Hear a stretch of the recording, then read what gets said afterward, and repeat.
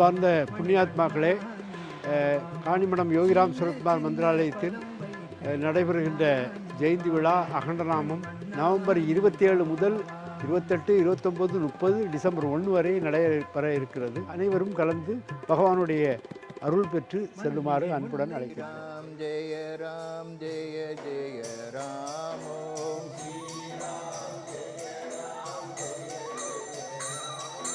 ஸ்ரீராம் ஜெய ராம் ஜெய ஜெய ராம் ஓம் ஸ்ரீராம் ஜெய ராம் ஜெய ஜெய ராம் ஓம் ஸ்ரீராம் ஜெய ராம் ஜெய ஜெய ராம் ஓம் ஸ்ரீராம் ஜெய ராம் ஜெய ஜெய ராம் ஓம் ஸ்ரீராம் ஜெய ராம் ஜெய ஜெய ராம் ஓம் ஸ்ரீராம் ஜெய ராம் ஜெய ஜெய ராம் ஓம் ஸ்ரீராம் ஜெய ராம் ஜெய ஜெய ராம் ஓம் ஸ்ரீராம்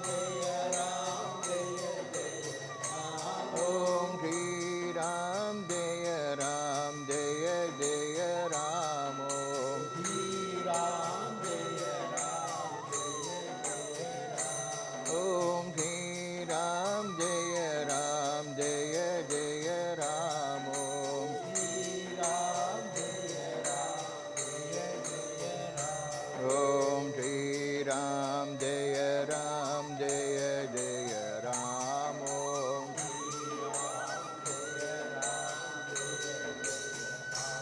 ஓம் ஸ்ரீராம் ஜெய ராம் ஜெய ஜெய ராம் ஓம்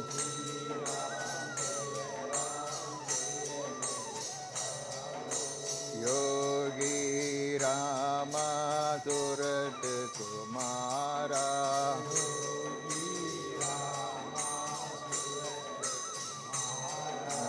யோகி ராமா சுரத் குமாரா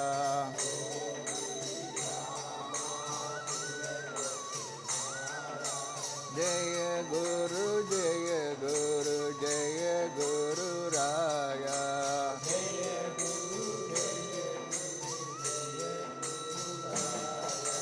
ஜெய குரு ஜெய குரு ஜெய குரு ராயா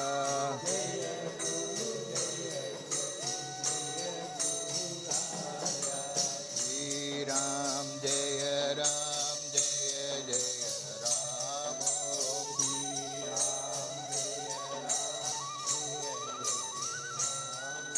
ஓம் ஸ்ரீராம் ஜெய ராம் ஜெய ஜெய ராம் ஓம் குரு கடாட்சம் பரிபூரணம். குருநாதருடைய பேரருள் எத்தனையோ பிறவிகளுக்கு அப்பால் தான் கிடைக்கக்கூடியது. வேதங்கள் முழங்குகின்றன. பல பிறவிகளில் செய்த புண்ணியத்தின் காரணமாக அந்த புண்ணியம் நிறைநிலை அடைகின்ற பழுத்த நிலையில்தான் குருவருள் கிடைக்கும், குருநாதர் கிடைக்கும், சத்குருநாதர். இன்றைக்கு காணிமடத்திலே சத்குருநாதருடைய சாநித்தியமும் சத்குருநாதருடைய பேரருளும் பூரணமாக பொங்கி ததும்புகிறது என்று சொன்னால், குருநாதர் மீது அசைக்க முடியாத நம்பிக்கை.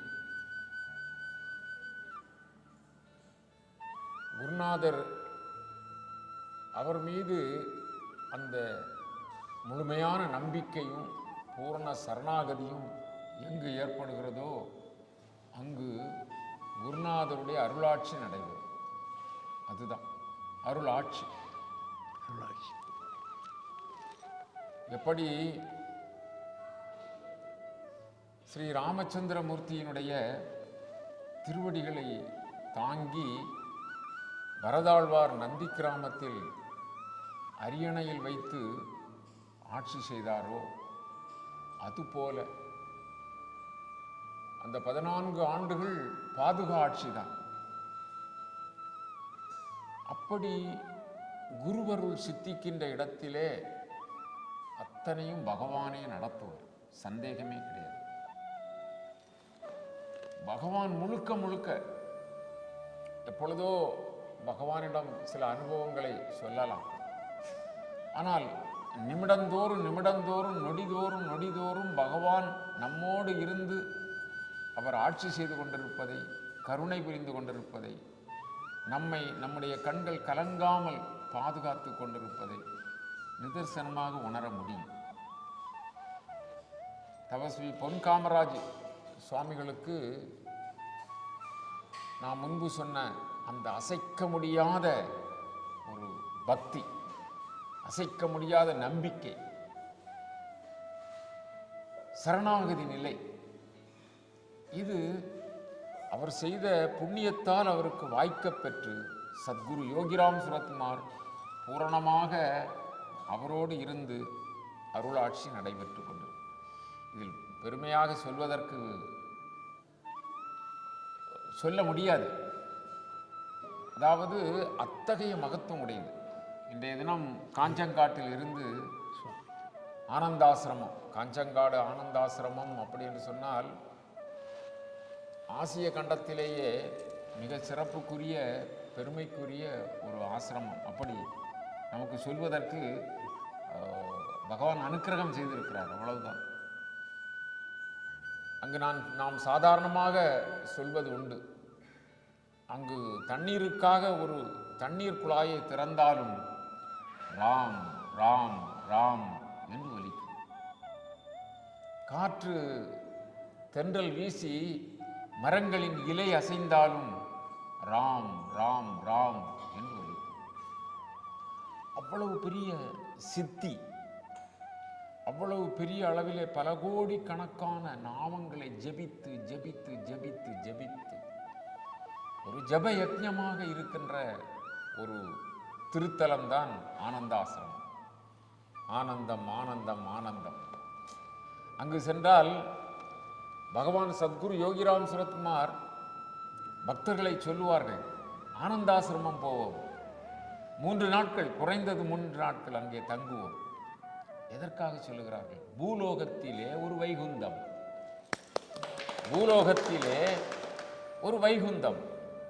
அங்கு சென்றால் நம்முடைய பவவினைகள் நீங்கி போகும். பவவினைகள் நீங்கி போய் விட்டது என்று சொன்னால் நம்முடைய இதயம் சுத்தமாகிவிடும். தெளிந்த உள்ளத்திலே இறைவனுடைய அந்த தோற்றம் தென்படும். எப்படி தெளிந்த நன்னீர் ஓடையிலே அடியில் இருக்கின்ற சரளை கற்கள் தெள்ளத் தெளிவாக உள்ளங்கை நெல்லிக்கனி போல தென்படுமோ, அதுபோல நம்முடைய உள்ளம் தெளிவாகின்ற பொழுது இறைவனுடைய அந்த அருள் பிரவாகம், அந்த அருள் காட்சி தானாக மலரும். ஆகவே அப்படி நம்முடைய கர்ம வினைகளையும் ஊழ் வினைகளையும் பாவம் செய்திருக்கின்ற அத்துணை பாவங்களையும் ஒரு நொடி பொழுதில் போக்கவல்ல ஸ்ரீராமநாம மந்திரத்தை ஜெபித்து ஜெபித்து ஜெபித்து ஜெபித்து ஜெபித்து உருவேற்றி அருள் நிறைந்து கிடக்கின்ற அந்த ஆனந்த ஆசிரமத்திலே நுழைந்தோம் என்று சொன்னால் அங்கே காலடி எடுத்து வைத்தாலே போதும், நம்முடைய கவலைகளெல்லாம் பறந்து போகும். சத்குருநாதர் யோகிராம் சுரத்குமாராகவே ஆனந்தாசிரமம் போவோம், 3 நாள் இருப்போம் என்று சொல்வார்.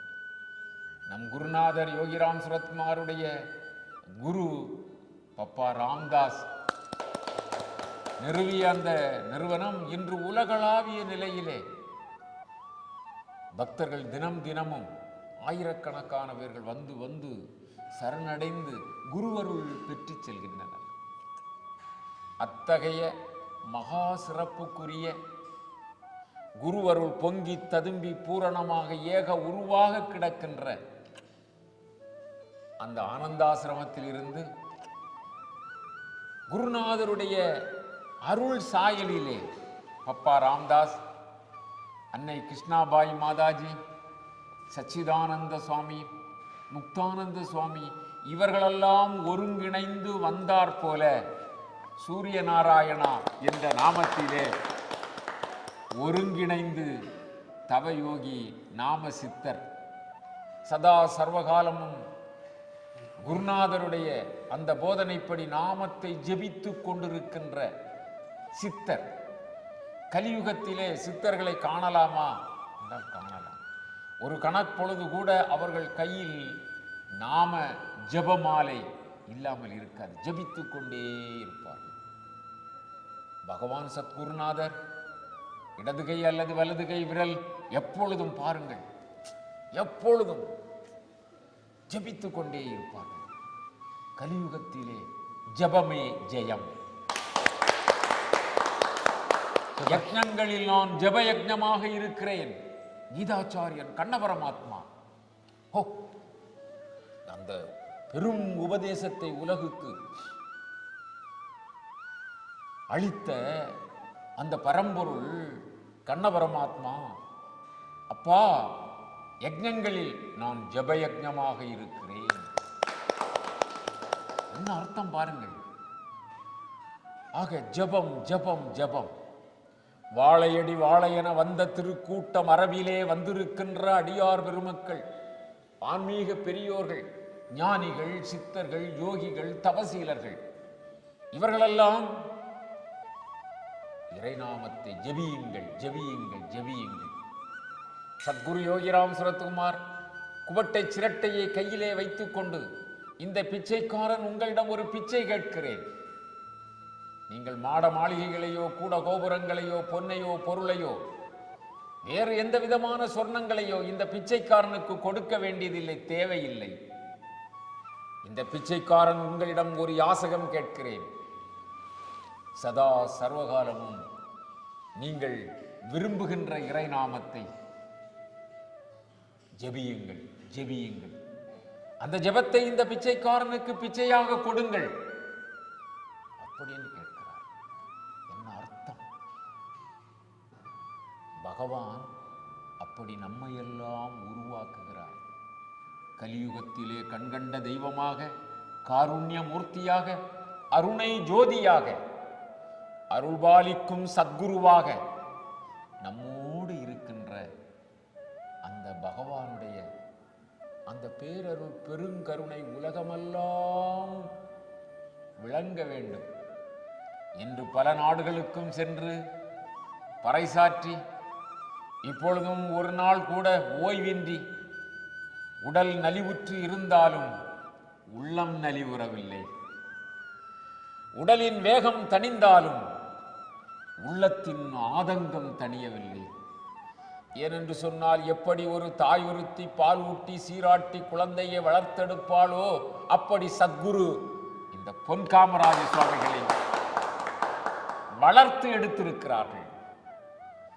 எங்கேயோ எந்த கிராமத்திலோ எந்த மண்ணிலோ பிறந்த ஒரு புழுவைப் போல, பூச்சியைப் போல இருந்த அந்த தவசி பெற்றெடுத்த அந்த தவச்செல்வத்தை இன்றைக்கு உலகெங்கும் அறியும்படியாக செய்திருக்கிறார்.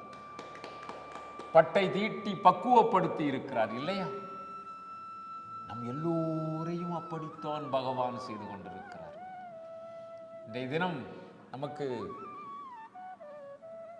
ஆனந்தாசிரமத்திலிருந்து சுவாமிஜி அவர்கள் வந்திருக்கிறார்கள் என்று சொன்னால், 15ஆம் தேதி இங்கே வந்து விட்டார்கள். நம்முடைய யோகிராம் சுரத்குமார் ஆனந்த குருகுலத்தில் அங்கு வரவேண்டும் வரவேண்டும் என்று சொல்லி நாம் பல முறை பல வருடங்களாக வேண்டி, இந்த முறை நான் வருவேன், 10 நாட்கள் இருப்பேன் என்று சொல்லி வந்து அவர்கள் வந்தது.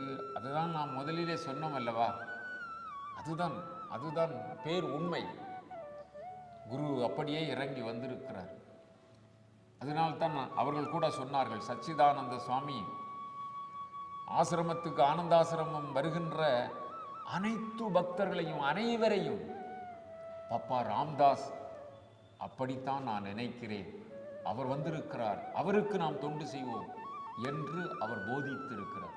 சுவாமிஜி கூட அதை திரும்ப திரும்ப சொல்லிக்கொண்டே இருக்கிறார்கள். ஏனென்று சொன்னால், எல்லா உயிர்களிலும் பகவான் ஆத்மஸ்வரூபமாக ஆனந்தமாக அல்லவா இருக்கிறார். அதை கொண்டு கொள்ள நமக்கு தெரியவில்லையே. இப்பொழுது பாருங்கள், இந்த ஆத்மா எத்தகைய மகாத்மா என்று நமக்கு தெரியாது.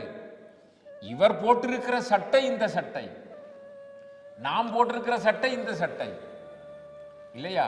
உடலில் தான் வித்தியாசமே தவிர இந்த ஆத்ம ஜோதியிலே வித்தியாசம் இல்லை. எல்லா உயிர்களிலும் ஆத்மஸ்வரூபமாக நானே இருக்கிறேன். உயிர்க்கு உயிராய் தலைத்து நின்று எள்ளினுள் எண்ணெய் போல் விறகில் தீ போல் பாலில் படு நெய் போல் மறைய நின்று உலகத்து உயிர்களையும் உலகத்தையும் இயக்கிக் கொண்டிருக்கிறேன் என்றல்லவா அந்த இயக்க நாராயணன் பறைசாற்றி இருக்கிறார். அதுதானே பேருண்மை. ஆகவே அவர்கள் வந்து நம்முடைய ஆசிரமத்திலே தங்கி அவர்கள் பாதம் படுகின்ற இடமெல்லாம் நமக்கு புனிதம் கிடைக்கும். அப்பொழுது அண்ணனிடம் சொன்னேன், இப்படி சுவாமிஜி வந்திருக்கிறார்கள், நாங்கள் இப்படி வெள்ளிக்கிழமை இங்கே மந்திராலயம் யோகிராம் சுரத்குமார் மந்திராலயம் வர இருக்கிறோம் என்று சொன்ன, வர வேண்டும், கட்டாயம் வர வேண்டும் அப்படி என்று சொல்ல இன்றைக்கு அந்த வாய்ப்பு கிடைத்தது. இது குருவருள். இந்த காய்களை எல்லாம் இந்த காரியங்களை எல்லாம் இயக்கி கொண்டிருப்பது அந்த இயக்க பரம்பொருள். அதுதான் உண்மை. சுவாமிஜி வந்ததற்கு ஒரு காரணம் இருக்கிறது. சுவாமிஜி இங்கு வந்ததற்கும் காரணம் இருக்கிறது. காரணம் இல்லாமல் எந்த காரியமும் இல்லை. அது அனைத்தும் இயக்க பரம்பொருளுக்கு ஆகிய அந்த பரம்பொருளாகிய சத்குரு யோகிராம் சுரத்குமார் அவர்களுக்கு தான் தெரியும், நமக்கு தெரியும். என்ன மகிழ்ச்சி பாருங்க. அவர்கள் வந்த நாளிலிருந்தே நாம் உள்ளம் பூரிப்படைகிறோம், சந்தோஷப்படுகிறோம். ரொம்ப மகிழ்ச்சி. இது பெருமைக்காகவோ போற்றுதலுக்காகவோ சொல்வதல்ல, உண்மை அதுதான். அப்படி நமக்கு ஒரு ஆனந்தத்தை முழுமையாக அவர்கள் தந்து கொண்டிருக்கிறார்கள். ஞானிகள், குருநாதர் சொல்லி இருக்கிறார், ஞானிகள் அவர்களுடைய பெருமை எப்படி விளங்கும்? பேச்சால் அல்ல, சொல்லால் அல்ல, சுவைபட பேசுவதில் அல்ல. அவர்களிடம் அருகாமையில் இருக்கும் பொழுதே நம்முடைய மனம் அசைவற்று இருக்கும். அவர்களுடைய தாட்சண்யமான பார்வையிலே நமக்கு அருள் கிடைக்கும். இதுதான் பேருண்மை. ஆகவே அவர்கள் இங்கு வந்ததும், இப்படி சுவாமிஜி சாதாரணமாக வெளியே போய்விடுவார்கள், இங்கு இருந்ததும், நம்ம எல்லாம் ஒரு கலந்து கொள்ள செய்ததும், இங்கு உள்ள நல்ல சீடர்கள், இதுதான் முக்கியம். சமீபத்திலே விட்டலாபுரம் போயிருந்தோம், இங்கே சென்னையிலே. இந்த பஜனை நாமத்துக்கு இந்த உலகமே அடிமை. சுந்தரிடம் சொன்னார் அல்லவா சிவபெருமான், அறியாமல் போய்விட்டேனே, என் செய்வேன், நீ பாடு. எப்படி பாடுவேன் இல்லையா? அப்போ பகவான் என்ன சொல்லுகிறார்? அப்பா சொற்றமிழால் என்னை பாடு என்றார். யார் வாய்மறந்து சொன்னது? உலக நாயகன், அந்த திரிசூலம் தாங்கிய சிவபெருமான், வேத முதல்வன், விண்ணோர்கள் போற்றும் பொம்மான், கரை கண்டன், நீலகண்டன், தியாகராஜன், அந்த சொக்கநாதன், சோமசுந்தர பெருமான் திருவாரூர் திருநகரிலே அப்படியே அருளாட்சி புரிந்து சொல்லுகின்றார், பாடுக நற்றமிழால் என்னை பாடுக. எப்படி பாடுவேன்? உம்மை அறியாமல் போய்விட்டேனே, பித்தனே பேயனே என்றல்லவா பேசிவிட்டேன். ஆம், அப்படியே பாடு, பித்தா என்று பாடு என்று அடியெடுத்து பாருங்கள். எவ்வளவு நம்மோடு பகவான் வாழ்ந்து கொண்டே இருக்கிறார். நம்மோடு பகவான் அதை நமக்கு உணரத்தான் தெரியவில்லை. சிரிப்பதும் அவர், பேசுவதும் அவர், எண்ணுவதும் அவர், அத்தனையும் அவர். நமக்கு இந்த கருவி உணர வைக்கவில்லை, அவ்வளவுதான்.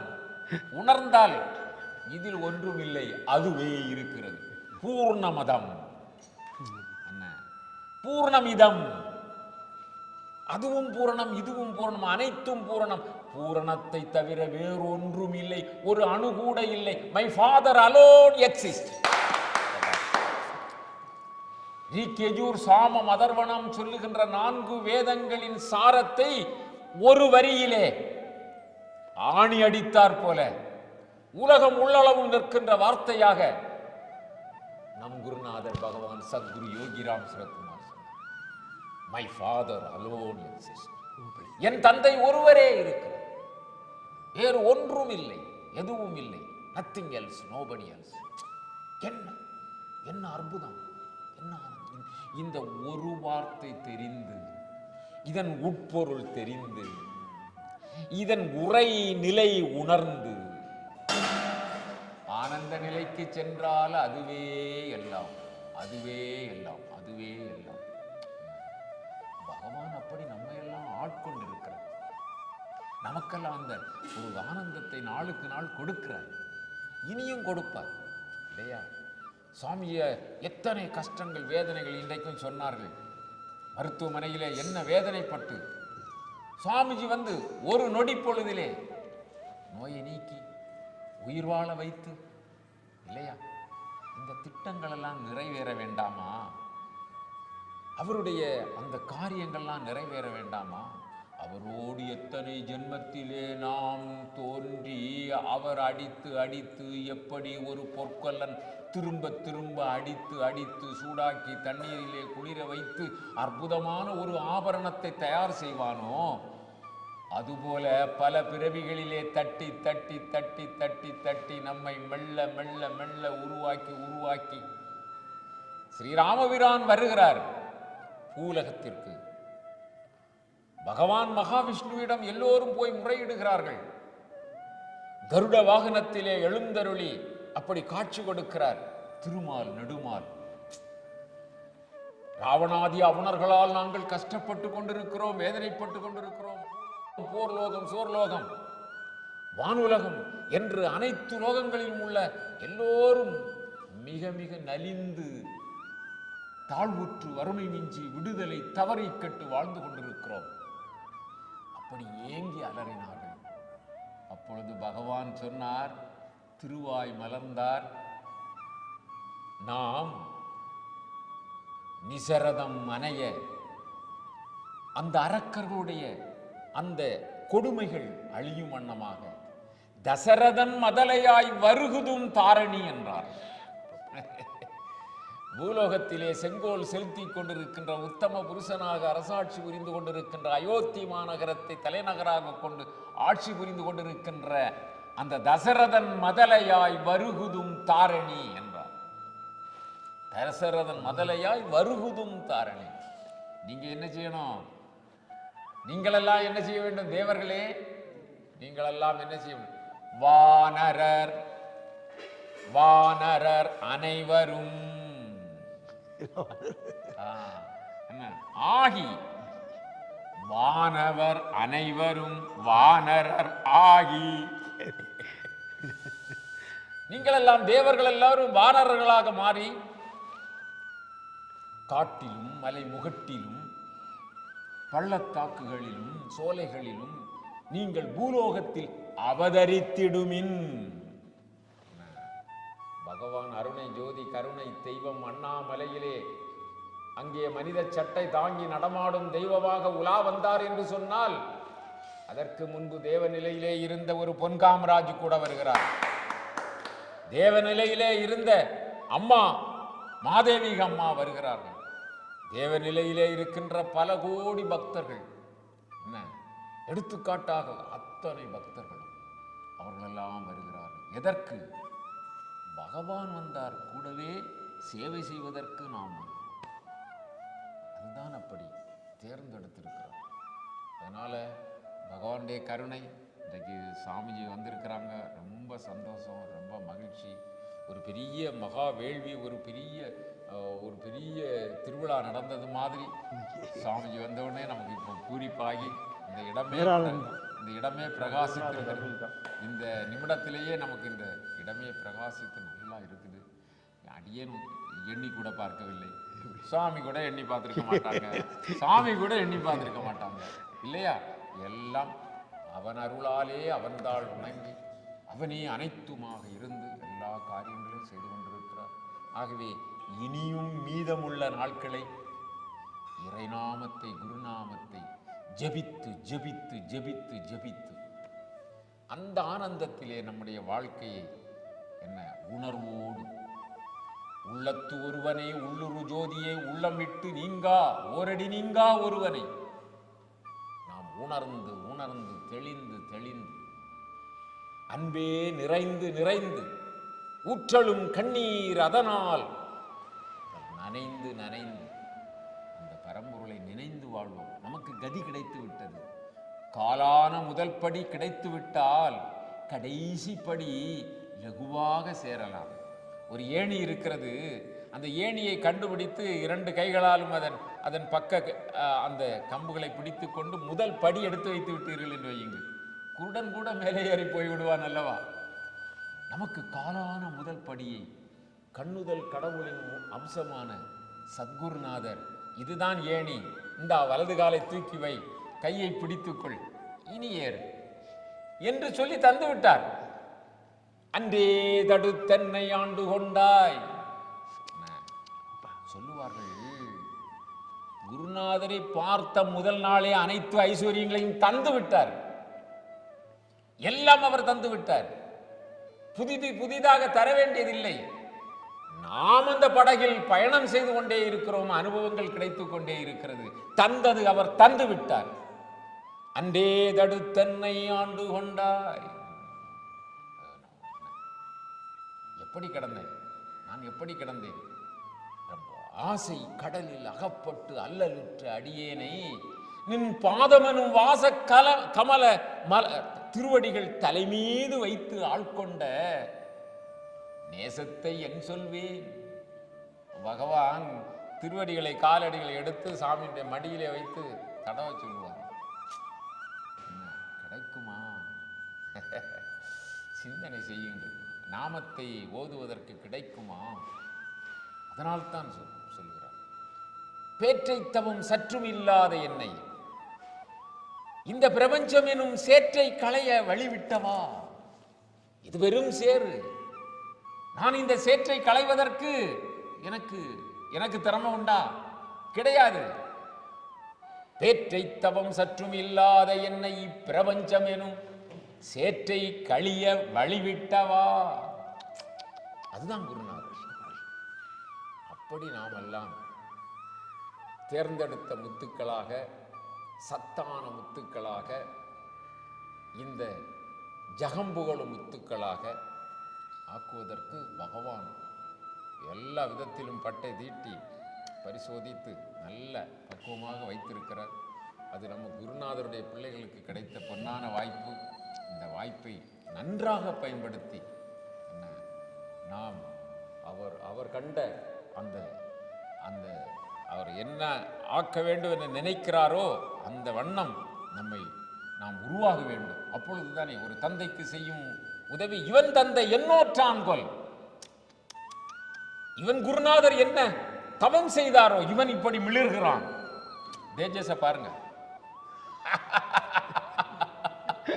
இல்லையா? இவன் எப்படி அப்படி என்ன, இவன் தந்தை என்னோற்றான் கொல், அதுதான் சீடன் என்று சொன்னால். குருநாதர் எப்படி? கபீர் அப்படித்தானே வந்தாரு, பெரிய உலகமே எனக்கு அடக்கணிட்டு வந்தாரு, அகங்காரத்தோட வந்தாரு. சீடர்கள்லாம் ஆசிரமத்தோடு ஓடி போயிட்டாங்க, போலீஸ் சீடர்கள். கபீர் விஷயம் அறிஞ்சு வந்தாரு. குருநாதா எனக்கு அனுமதி கொடுங்கள், சரண கமலாலத்தை தாருங்கள், நான் அவனை இல்லப்பா அவன் பெரிய ஆள், நீ தொந்தரவு செய்த போ. இல்லை குருநாதா, உம்முடைய ஆசீர்வாதம் எனக்கு போதும். மண்டியிட்டான், ஆசி கிடைத்தது. வந்தாரு. நீர் யாரு? ராமானந்தா, அவருடைய சீடர். ஓ நீயா வந்தா பூ அப்படிங்கிறான் கர்வத்தில். உடனே என்ன வித்தை? உடனே அவர் ஒரு சேர் போட்டு உட்கார்ந்தார். சேர் வந்துட்டு சித்தினார். எதிர கபீர் நிற்கிறான். ஓஹோ சேர்ல உட்கார்றா. அப்படி நூல் கண்டு இருந்தது. அவர் கபீர் நூல் நெய்வார் கண்டு இருந்தது. தூக்கி வீசினார் மேலே. அது ஒரு 25 அடி உயரத்தில் போய் அங்கே ஒரு சேர், அதுக்கு மேலே உட்கார்ந்துக்கிட்டார். இந்த சித்தரும் கேட்கல. ஓ இதை விட நம்ம விட பெரிய ஆட்களாக இருக்கிறாங்க. சரி, இவன் குருநாதரை மாதிரி நம்ம ஒரு வடிவம் எடுப்போம் அப்படின்னு சொல்லி அந்த யமகால பெருமாள் அகங்காரம் பிடித்தவர் இவருடைய குருநாதர் ராமாந்தர் மாதிரி ஒரு வேடம், ஒரு உருவம் எடுத்தார். உடனே கபீர் அந்த யமகால பெருமாளுக்கு குருநாதர் எப்படி இருப்பாரு அது மாதிரி எடுத்தார். உடனே இவனோடு நாம் எதிர்க்க முடியாது. அப்பா உன்னோடே நான் எதிர்க்க முடியவில்லை, உன்னோடு போட்டி போடவில்லை, என்னை விட நீ பல மடங்கு உயர்ந்து விட்டாய். நீயே இப்படி இருப்பின் உன் குருநாதர் எந்த நிலையில் இருப்பார்? பெட்டியை கட்டு திரும்பி ஓடிட்டான். அதனால நாம் ஒவ்வொருவரும் ரொம்ப பக்குவமா, பகவான் பிள்ளைகள், நமக்கு ஒரு இழுக்கு என்றாலும் அவருக்கு தான், நமக்கு ஒரு ஏற்றம் என்றாலும் அவருக்கு தான், தாங்கி நிற்பவர். அதனால நாம் குருநாதர் பிள்ளைகளாக என்றென்றும் வாழ்வோம். தெளிவு குருவின் திருமேனி காண்டல், தெளிவு குருவின் திருவார்த்தை கேட்டல், தெளிவு குருவின் திருநாமம் செப்பல், தெளிவு குரு சிந்தித்தல் தானே. சாமி அவதாரம், அவதாரம் ஞானானந்த சுவாமி சொல்றாரு. ஞானானந்த சுவாமி சொல்லியிருக்கிறாங்க. கபீர்தாசர் முந்தைய அவதாரம் அணி கூட சொல்லியிருக்கிறாங்க. ரொம்ப சந்தோஷம். வணக்கம். குருநாதருடைய திருவடிகளுக்கு வணக்கம். ஓம் ஸ்ரீராம ஜெய் ராம ஜெய் ஜெய் ராம. ஓம் ஸ்ரீராம ஜெய் ராம ஜெய் ஜெய் ராம. ஓம் யோகி ராம சுரத்த குமாரா ஜெய குரு ஜெய குரு ஜெய குரு ராய. ஸ்ரீராம் ஜெய ராம் ஜெய ஜெய ராம். ஓம் ஸ்ரீராம் ஜெய ராம் ஜெய ஜெய ராம். ஓம். அன்பார்ந்த புண்ணியாத்மாக்களே, இன்னைக்கு நினைக்காத அற்புதத்தை பகவான் பண்ணிட்டார். தம்பி அவர்கள் சொன்னது போல எனக்கு ஒரு தொலைபேசியில் சொன்னாங்க, நீங்கள் எத்தனை மணிக்கு நட திறந்துருக்கோம் அப்படின்னு கேட்டாங்க. பாருங்கள், 3 மணிக்கு தான் நட திறப்பாங்க. இங்கே இந்த பணிகள் பெயிண்டிங் இதெல்லாம் நடந்துக்கிட்டு இருக்கனால கொஞ்சம் நேரம் ஆகும்னு நினச்சிட்டு நான் நீங்கள் எப்போனாலும் வாங்க, உங்களுக்கு எந்த டைம்னாலும் வாங்க. அதில் வந்தாங்க. பகவான் அவங்கள இருக்க சொல்லி இந்த ஆஃபீஸில் இருக்க வச்சு எல்லாம் அவருடைய லீலை தான். இதெல்லாம் பண்ணி இப்படி ஒரு நிகழ்ச்சி நடக்குமா, ஒரு பெரிய விஐபியை எப்படி கூட்டிகிட்டு வருவோமோ அதே போல் நாம சங்கீர்த்தனத்தை சொல்லி பிள்ளைகள்லாம் அப்போ வந்துட்டாங்க. செல்வகுமார், முத்துக்குமார், சீனிவாசன், நம்ம கண்ணன் எல்லாரும் வந்துட்டாங்க. கூட்டி வைக்கணும்னு அவர் அப்போ தான் இருக்கும். இன்னும் வந்து அந்த பிஞ்சரா எல்லாம் வச்சு நாம ஜபம் சொல்லி வந்தது உண்மையிலே பூஜ்ய சுவாமி சச்சிதானந்தஜி மகாராஜை நாங்கள் வரவேற்று கொண்டு வந்தது போல தான் எனக்கு ஒரு ஃபீலிங். அங்கேருந்து வரும்போது சுவாமி வந்தார். வந்து எல்லா இடத்துக்கும் பார்க்கணுன்னு சொல்லி அவருடைய பாதம் திருப்பாதம் பட்டது போல் இன்றைக்கி சூரிய நாராயணன் சொல்லவே வேணும். ஆரம்ப காலத்திலே அவங்க நம்ம பஜனை பண்ணிக்கிட்டு இருக்கும்போதே அவங்க வீட்டில் வச்சு பண்ணுவோம். அதே போல் அந்த கைங்கரிகளுக்கும் அவங்க அள்ளி அள்ளி செய்தார்கள் ஆரம்ப காலத்தில். இதெல்லாம் சொல்லி மாளாது. அப்போது தேட ஒன்றா பொருளை தேடி கண்டு கொண்டேன்னு சொல்ல போல அப்படிப்பட்ட ஒரு உயர்நிலையிலே இருக்கக்கூடிய உலகத்துக்கே வழிகாட்டக்கூடிய ஆசிரமம் ஆனந்த ஆசிரமம். அங்கேருந்து ஒரு ஞான பிளம்பு இங்கே வந்திருக்குன்னா அதுவும் நம்ம குருஜி பாலகிருஷ்ணன் அவர்கள் கூட்டிகிட்டு வந்திருக்காருன்னா அது பெரிய ஒரு தவ பயன். ஏன்னா அவங்க வந்திருக்காங்க, இருந்தாலும் இப்படித்தான் வரணும். பேயோட ஆசிரமத்தில் இருந்து அவங்க இங்கே வரணும், கன்னியாகுமரி தங்கணும், தேவி கடாட்சம் கிடைக்கணும், அதை கொண்டு இங்கே வாரி வழங்குறதுக்கு வந்திருக்காங்க. அப்படிப்பட்ட அந்த பெரிய மகாபுருஷர் எப்பவும் முன்னாலே ஆரம்ப காலத்தில் சச்சிதானந்த சாமி வருவார், கூடவே பயணிப்பார், கூடவே இருப்பார், நாமம் சொல்லுவார், எல்லாம் பண்ணுவார். கும்பாபிஷேகத்துக்கு கூட வந்திருக்காங்க. மாதம் வந்திருக்கீங்களா? பையன் வந்திருக்காங்க, அவங்க சன் வந்திருக்காங்க. அப்படிப்பட்ட ஒரு புண்ணிய ஆத்மா அந்த காஞ்சங்காடிலே இருந்து அந்த நாமங்களை சொல்லி எப்போவுமே ஆனந்த நிலையில் இருக்கக்கூடிய அந்த ஆனந்தம் இந்த காணிமடத்துக்கும் கிடைக்கணும்னு சொல்லி வந்து விதைச்சிட்டு போயிருக்காங்க. அவங்க காணிமடத்துக்கு வந்ததை பற்றி கொஞ்சம். ஓம் ஸ்ரீராம் ஜெய் ராம் ஜெய் ஜெய் ராம். ஓம் ஸ்ரீராம் ஜெய் ராம் ஜெய் ஜெய் ராம். ஓம் ஸ்ரீராம் ஜெய் ராம் ஜெய் ஜெய் ராம். குரு மகாராஜா சொல்கிறதுக்கு என்ன, குரு மகாராஜனால தான் நம்மளை இங்கே கொண்டு வந்து விட்டுருக்கார். அவரோட ஆசையால் தான் இங்கே வந்திருக்கோம். குரு மகாராஜ் யோகிராம் சுரத்குமார் ஆசிரமத்துக்கு வர்றதுக்கு அவர் அனுகிரகத்தினால தான் இங்கே வர முடிஞ்சிருக்கு. பெரியவங்கள்லாம் பேசுனது ரொம்ப சந்தோஷமாக இருக்குது. நம்மளுக்கு ஒன்றும் அதிகமாக பேச தெரியாது. இவரோட மாதாஜி கிருஷ்ணாபாய் சொன்னது ஒன்று மட்டும் நம்ம சொல்கிறோம். நாம ஜபம் செய்யணும், உலக அமைதிக்கு வேண்டி நாம ஜபம் செய்யணும்னு மாதாஜி எல்லாரையும் கேட்குறாங்க. ஆசிரமத்தில் கேட்குறது ஒன்று நாம ஜபம் பண்ணி ஆசிரமத்துக்கு பிக்ஷையாக கொடுக்கணும். என்னத்துக்குனாக்கா எல்லாருக்கும் சாந்தி வேணும், அமைதி வேணும், நிம்மதி வேணும்ன்ற ஒரு பெரிய இதில், அந்த இதில் ஒரு குடும்பம் 1 லட்சம்ன்ற ஒரு இதாக வச்சுண்டு லட்சியமாக வச்சுண்டு எல்லாரும் ஜபம் பண்ணி கொடுத்தா ஆனந்த ஆசிரமத்துக்கு பெரிய இதாக இருக்கும். ஓம் ஸ்ரீராம் ஜெயராம் ஜெய் ஜெயராம். ஓம் ஸ்ரீராம் ஜெயராம் ஜெய் ஜெயராம்.